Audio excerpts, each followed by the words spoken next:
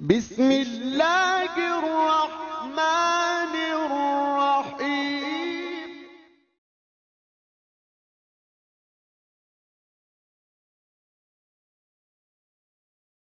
ونصلي على رسوله الكريم أما بعد، قال الله تبارك وتعالى في كتابه أطيعوا الله وأطيعوا الرسول أولي الأمر منكم۔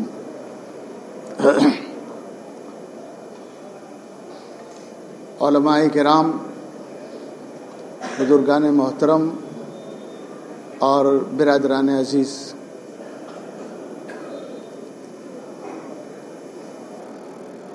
معاشرے کے تئیں ہمارے ذمہ دار حضرات کی کیا ذمہ داری؟ موضوع تو بڑا نازک بھی ہے اور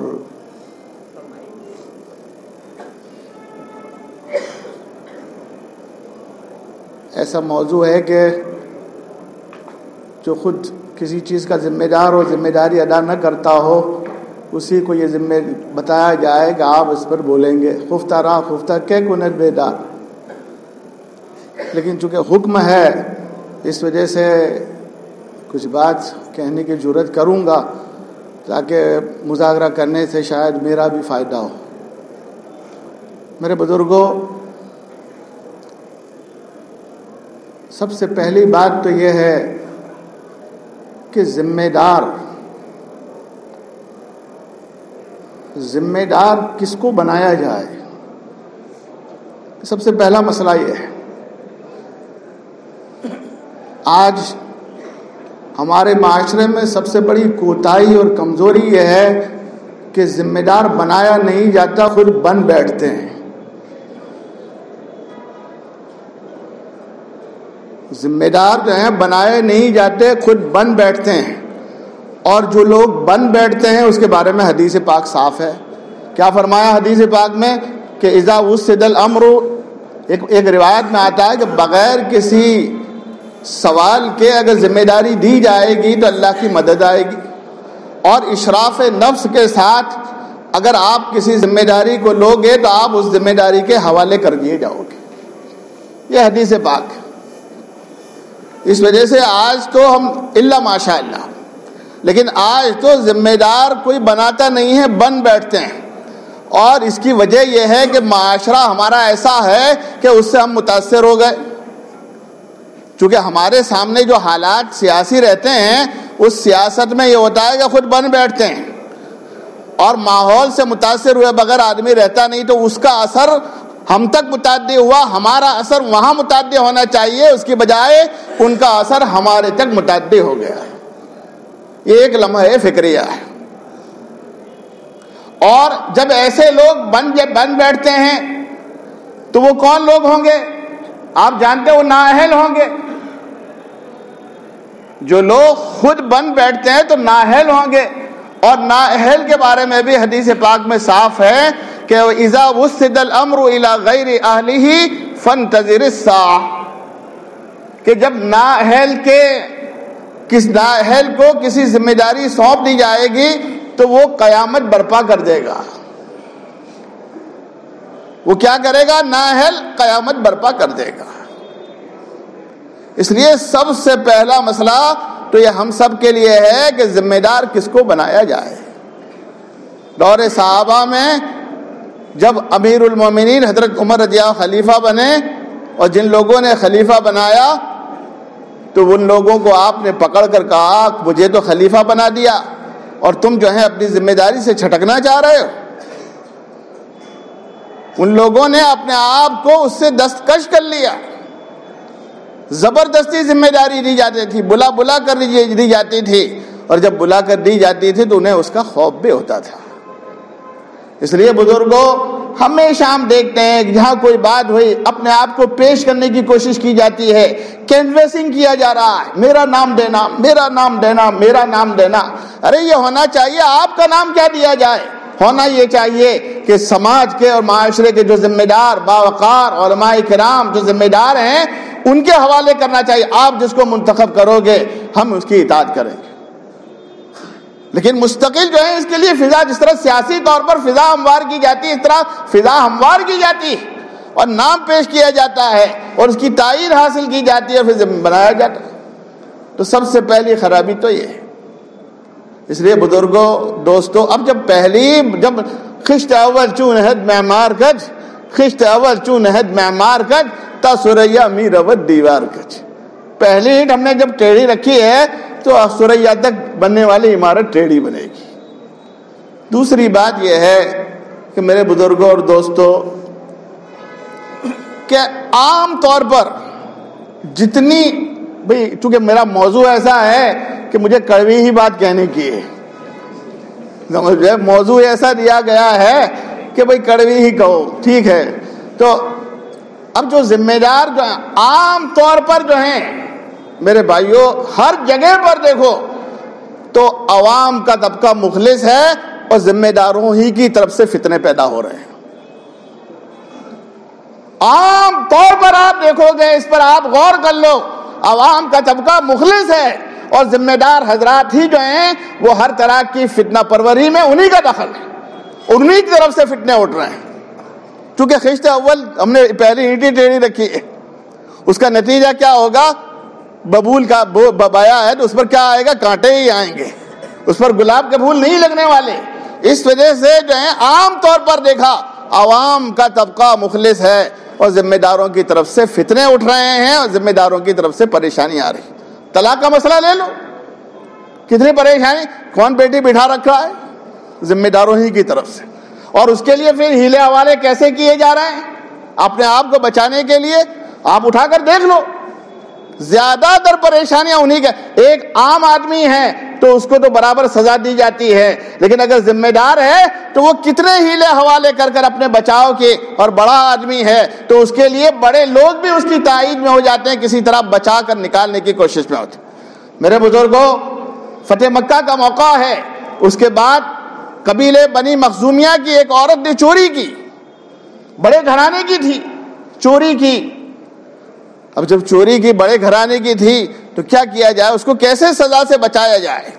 مشورہ ہوا کہ اللہ کے نبی کے پاس سفارش کی جائے. لیکن کون سفارش کرے، کس کی ہمت ہے؟ مشورے میں طے ہوا کہ اسامہ جو ہیں وہ حب رسول اللہ صلی اللہ علیہ وسلم، رسول اللہ علیہ وسلم کے بڑے چہیتے ہیں، لاڈلے ہیں، انہی کو یہ ذمہ داری دی جائے تاکہ یہ آپ سے سفارش کرے. حضرت اسامہ کو یہ ذمہ داری دی گئی کہ آپ سفارش کریں گے.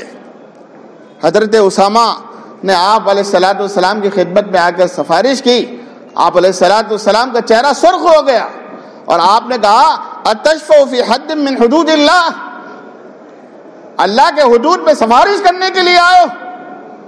اور پھر کیا فرمایا، اگر آج اس کی جگہ یہ بنی مخزومیہ کی جو عورت نے چوری کی ہے، اس کی جگہ اگر محمد کی بیٹی فاطمہ ہوتی لقطعت یدہا، تو اس کا بھی ہاتھ کاٹ دیا جاتا. میرے بزرگوں، یہ ہے ذمہ داری.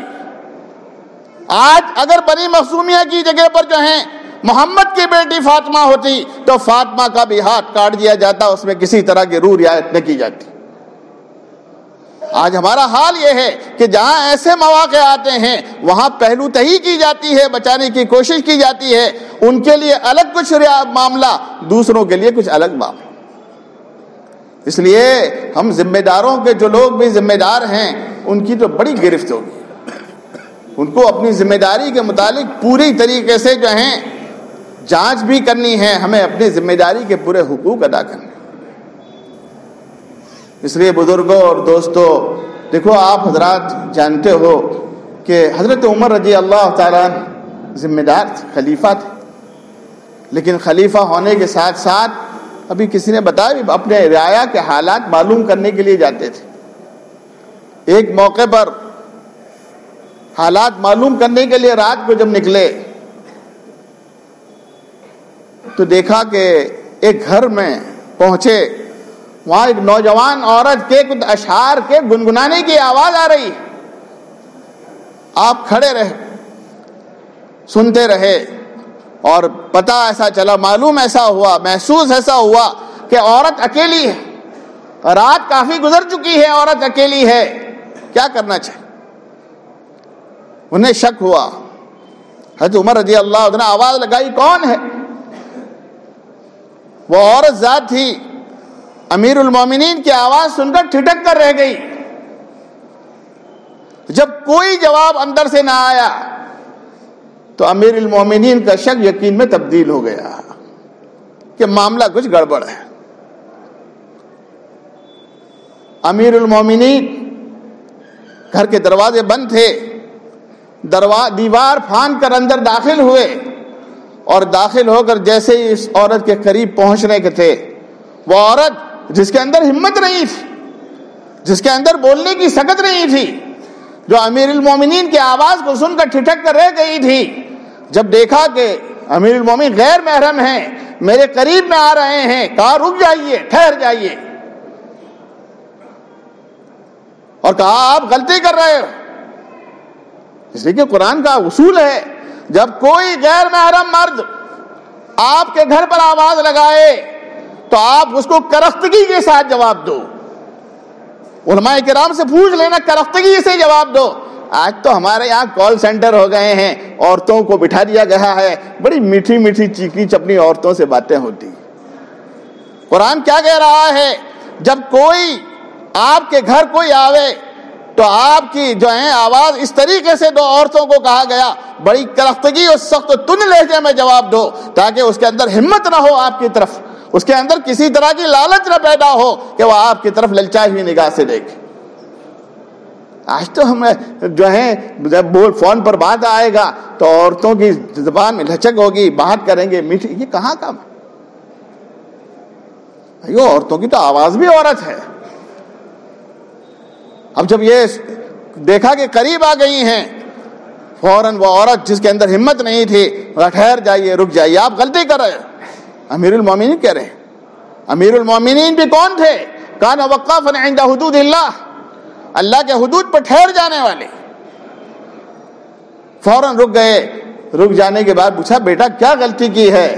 کہا آپ نے غلطیاں کی، ایک تو غلطی آپ نے یہ کی ہے میں غیر محرم ہوں، اور آپ کا اس طریقے سے غیر محرم کے ساتھ خلوت میں ملنا جائز نہیں، ایک غلطی تو آپ نے یہ کی ہے، اور دوسری غلطی آپ نے یہ کی ہے کہ قرآن تو یہ کہتا ہے کہ کسی کے گھر میں بغیر اجازت کے داخل نہیں ہونا چاہیے، آپ میری اجازت کے بغیر داخل ہوئے ہو، اور تیسری غلطی آپ نے یہ کی ہے کہ قرآن تو یہ کہتا ہے کہ فَاتِ الْبُيُوتَ مِنْ أَبْوَابِهَا، کہ جب بھی کسی کے گھر دروازے پر جاؤ تو اس کے مین دروازے سے داخل ہونا چاہیے، آپ دیوار پھاند کر آئے۔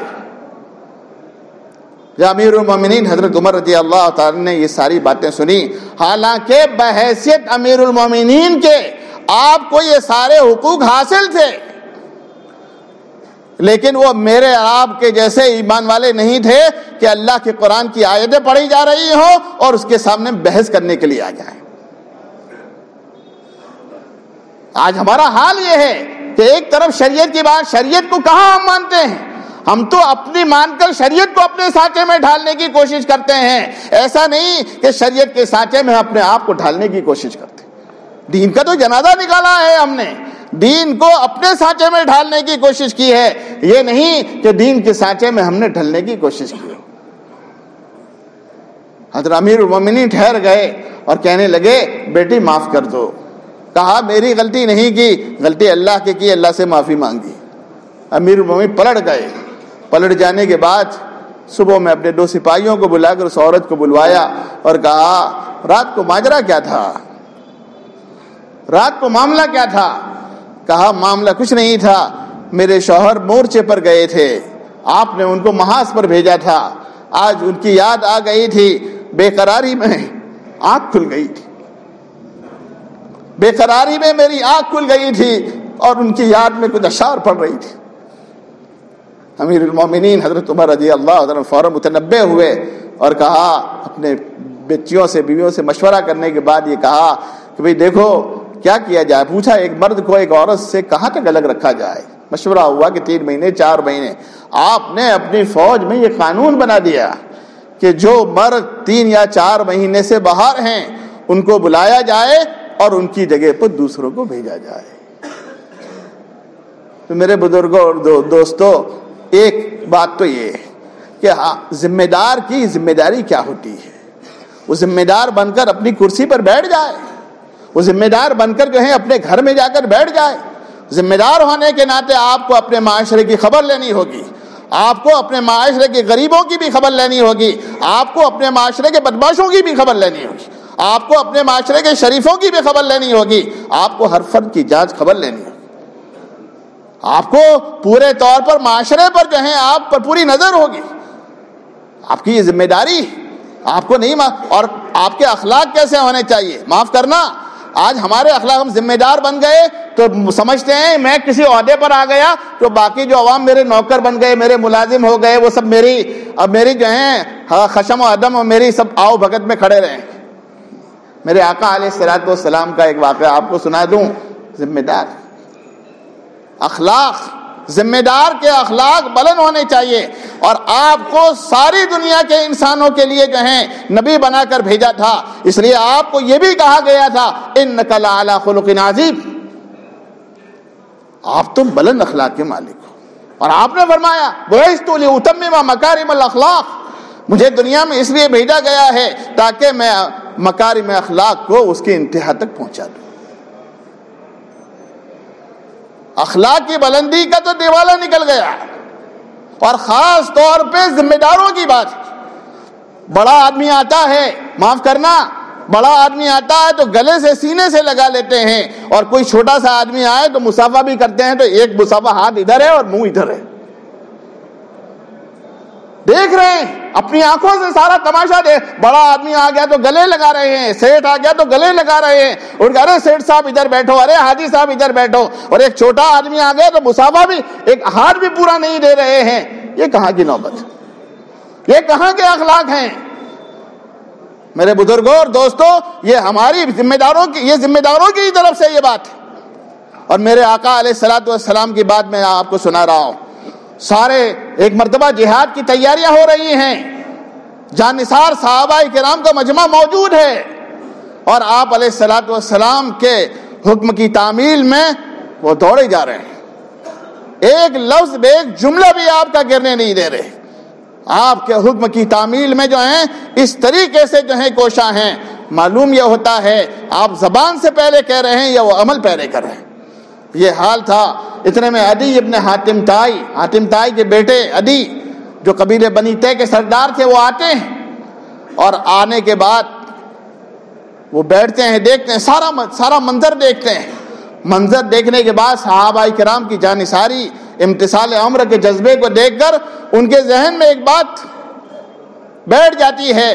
معلوم یہ ہوتا ہے یہ کوئی عظیم بادشاہ ہے, بڑا عظمت والا بادشاہ ہے, کہ جس کے حکم کی تعمیل میں اس کی رعایا کا یہ حال. یہ بات ان کے ذہن میں آنا تھا کہ اچانک جو ہے مدینہ منورہ کی گلیوں سے ایک باندی آتی ہے. کون آتی ہے؟ باندی. علماء کرام سے پوچھنا باندی کا کیا حال ہوتا. ہمارے ہاں جو نوکرانی ہوتی اس سے بھی برا حال ہوتا تھا, اس کو کوئی حقوق نہیں ہوتے تھے. وہ باندی آتی ہے, سارا صحابہ کرام کا مجمع موجود ہے, اور اس مجمع میں یہ کہتی ہے محمد مجھے آپ کا کچھ کام ہے. کیا کہتی ہے؟ محمد مجھے آپ کا کچھ کام ہے. آپ یہ فوراً اس کی طرف متوجہ ہوتے ہیں اور کہتے ہیں بیٹی یہ بتا کیا کام ہے, مدینے کی کس گلی میں تیرا کام ہے. آپ اس مجمع کو چھوڑ کر جاتے ہیں اور اس باندی کے کام کو نمٹا کر آتے ہیں. عدی یہ سارا مجمع دیکھ رہے ہیں, منظر دیکھ رہے ہیں, اور جب منظر آپ لوٹ کر واپس آئے, عدی کے ذہن میں جو ایک تصور تھا کہ بڑا بادشاہ ہے, وہ تصور جو ہے ان کا ختم ہو جاتا ہے. فوراً یہ سمجھنے لگتے ہیں کوئی بادشاہ ہوتا تو وہ اس باندی کے کام کے لیے اپنی مجلس سے اٹھ کر نہ جاتا. معلوم یہ ہوتا ہے کہ یہ نبوت کی کار فرمائیاں ہیں. فوراً اپنے ہاتھ کو بڑھاتے ہیں, محمد اپنے ہاتھ کو بڑھائیے, میں آپ کے ہاتھ پر ایمان لاتا ہوں. آج تو ہمارا حال یہ ہے کہ ذمہ داروں سے لوگ نفرت کرنے لگتے ہیں. ذمہ داروں سے کے نتیجے میں یہ ہے نفرتیں پھیل رہی ہیں, اس لیے کہ ذمہ دار اپنے, وہ تو یہ سمجھے ہم ذمہ دار بن گئے مطلب یہ ہے کہ ہم کو کوئی عہدہ مل گیا, ہم تو وزیر اعظم بن گئے, ہم تو کلیکٹر بن گئے یا کیا. ارے ذمہ دار بن کر آپ تو قوم کے خادم بن گئے. آپ کی یہ ذمہ داری ہے اس وقت جو ہے آپ کو جو ہے قوم کی خدمت کریں. آپ ان کے لیے گھرے جاتے، آپ ان کے ساتھ اچھے اخلاق سے پیش آتے، آپ ان کے ساتھ اچھا برتاؤ کرتے، ان کی باتوں کو سنتے، ان کی باتوں کی طرف توجہ کرتے. یہ ساری باتیں ہمارے لیے ضروری ہیں. اس لیے بزرگوں اور دوستوں، جو کوتاہیاں ہم سب سے ہو رہی ہیں اس میں میں اپنے آپ کو بھی مخاطب کر رہا ہوں. ہم سب کا یہ حال ہوا ہے، ہم سب کا یہ حال ہوا ہے. اس وجہ سے بزرگوں اور دوستوں، جو ذمہ دار ہیں ان کی بہت بڑی ذمہ داری ہے. اور وہی ذمہ دار، جب ایک ذمہ دار جب بگڑتا ہے تو پورے معاشرے کو تباہی کی طرف لے جاتا ہے. حضرت امام ابو حنیفہ رحمۃ اللہ علیہ کے یہاں ایک عورت آئی اور یہ کہا، امام صاحب یہ میرا بچہ گڑ کھاتا ہے تو آپ اس کو جو ہے منع کر دیں. امام صاحب نے کہا کہ ایک کام کرو، اس کو 1 ہفتے کے بعد لے کر آنا. اب 1 ہفتے کے بعد وہ بچے کو لے کر آئی تو امام صاحب نے کہا بیٹا گڑ مت کھانا. اس عورت نے کہا کہ امام صاحب یہ بات تو آپ پہلے بھی کہہ رہے تھے کہ گڑ مت کھانا، کہ پہلے تو میں خود گڑ کھاتا تھا، میں خود گڑ کھاتا تھا، تو جب تم نے یہ کہا تو میں نے یہ کوشش کی گڑ کو چھوڑ دیا تاکہ میری بات پر عمل ہو. اگر ہم ذمہ دار ہیں اور معاشرے پر کچھ اپنا اثر کر دکھانا چاہتے ہیں، صحیح طور پر ہم جو ہیں اس معاشرے کو صحیح سانچے میں ڈھالنا چاہتے ہیں، تو ہمیں سب سے پہلے عمل کرنا ہو. ہم کہتے کبور مقتا عند اللہ ان تقولوا ما لا تفعلون. اللہ تعالیٰ کو بڑے غضب میں ڈالنے والی ہے یہ بات کہ تم جو کہتے ہو وہ کرتے نہیں. اس لیے بزرگوں، آپ حضرات صبح سے ماشاءاللہ جو ہیں یہ دینی باتوں کو سن رہے ہو اور سنتے چلے جا رہے ہو. میں سمجھ رہا ہوں آپ کے چہروں پر کچھ ملال بھی ہے، تھکاوٹ بھی ہے. اس وجہ سے میں لمبی بات نہیں کروں گا.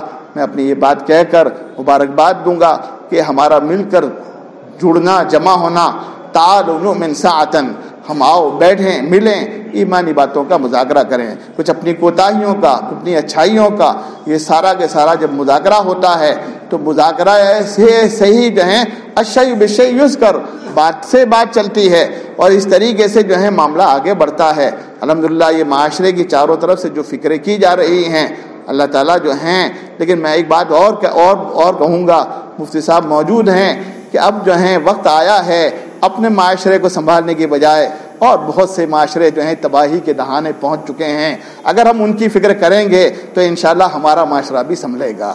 اور اگر ہم اپنے ہی معاشرے تک گرے رہے، تو اس کا بھی کل قیامت کے دن جواب دینا ہے.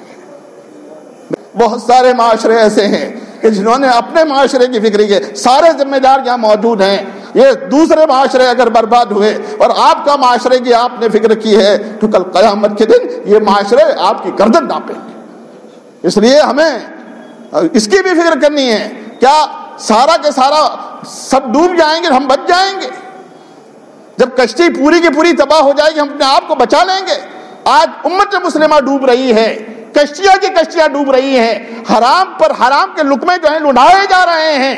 روزی کی طرف سے ماشاءاللہ فکر کی گئی، اچھی بات ہے، میں مبارکباد دیتا ہوں، لیکن اتنی فکر سے کام نہیں چلے گا. اس لیے کہ معاشرے کی جب اصلاح کرنی ہے تو ہمیں محلے کی چاروں طرف کی بھی اصلاح کرنی پڑے گی، اور محلے کی اصلاح کرنی ہے تو ہمیں اپنے شہر کی بھی اصلاح کرنی پڑے گی. ورنہ اگر ہمارے معاشرے کی اصلاح کی تو ہم تو کئی معاشروں میں کئی لوگوں کے بیچ میں رہ رہے ہیں، کیا ان کے اثرات ہمارے تک متعدی نہیں ہوں گے؟ ابھی آپ نے نہیں دیکھا کہ بن بیٹھتے ہیں ذمہ دار، وجہ کیا ہے؟ سیاسی سماج ایسا ہے، اس کا اثر ہمارے اندر ہے. تو اتنے سارے معاشرے جو خرافات لیے پھر رہے ہیں، کیا ہم اس سے بچ سکیں گے؟ اس وجہ سے ہم تو عالمگیر لوگ ہیں، عالمی دین لیے ہوئے ہیں. میرے آقا علیہ الصلوۃ والسلام محسن انسانیت سے ساری قوموں کی فکر کی ہے. اللہ کا شکر، فکر کرنی چاہیے. پہلے اپنے معاشرے سے شروع کیا جائے، یہ ایک اسٹیج ہے، آگے اور بڑھایا جائے. صلی اللہ